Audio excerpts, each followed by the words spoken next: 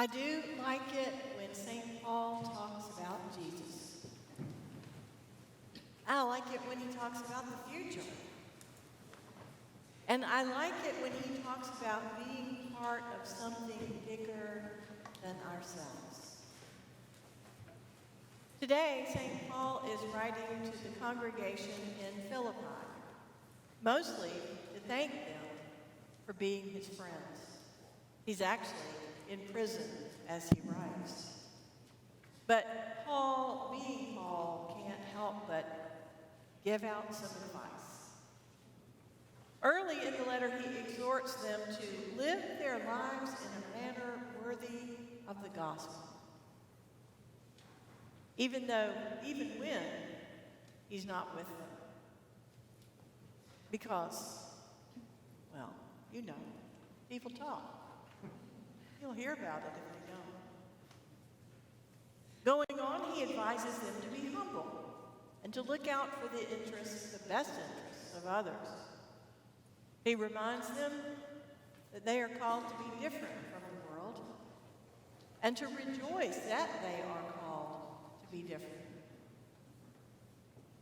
And then he gets to the part that we read today, which sounds like classic Paul, using some of the words he uses most often: righteousness, suffering, circumcision. These would have meaning to those who heard his letter being read to them in church, which may or may not have the same meaning to us, depending on whether or not we hear them as jargon or in clinical terms instead of theological ones. Certainly the word righteousness has been freighted with a lot of meaning beyond what Paul intended. But that's a conversation for another day. What I want to consider on this day is Paul's urging for folks to let go of the past and strive toward the future.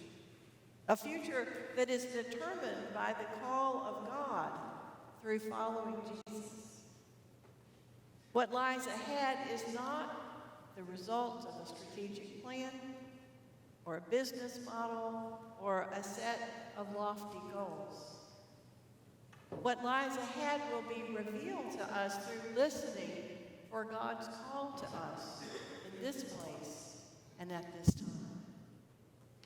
That's what determines our future, where and how we will follow Jesus into the place where God is calling us, calling St. James's to go and to be next.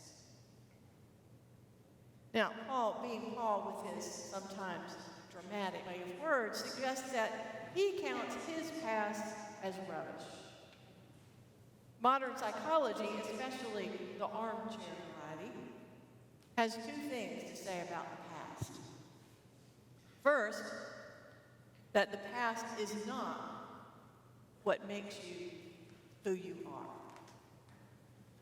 This is helpful to those who have suffered trauma in the past, or have made horrible mistakes, and have trouble accepting that they are not the worst thing they ever did. But also one hears that indeed it is our past that has made us who we are now, warts and all, successes and failures and all. And that this is how our character has been formed.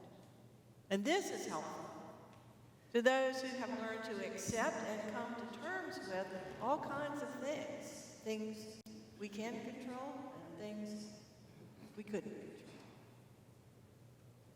This one is helpful to those who have done the work of putting their demons in their place, of forgiving or allowing themselves to be forgiven.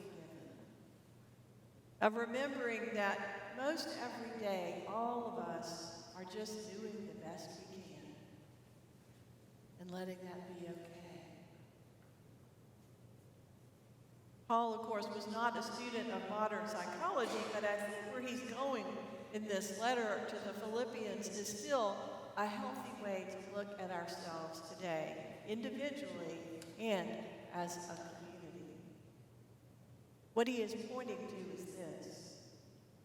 No matter whether one views one's past as horrific or glorious, following Jesus requires us to hold that past very lightly. Because getting mired in or just replaying over and over our past keeps us from listening to God's call to us now and here and beyond. If we want to live there in the past, either in the glory or the frustration or the sorrow or the joy, we stop following the one we made promises to follow at our baptism. And we therefore stop living our life in a manner worthy of the gospel. Jesus was always on the move. And so St. Paul reminds us, so must we be also, looking forward, pressing forward, listening for the call of Jesus, following that call, even when that call is challenging and the way forward feels a little too much like change. But Jesus calls us to produce the fruits of the kingdom, which means to follow where he leads, to follow where God calls, ahead, to wherever God's people are who need to hear the good news that we do not have to stay captive to the past, but indeed should strain forward to what lies ahead, confident in our most basic identity as the beloved people of God, so that we can do the work that God has given us to do in this vineyard and in this time.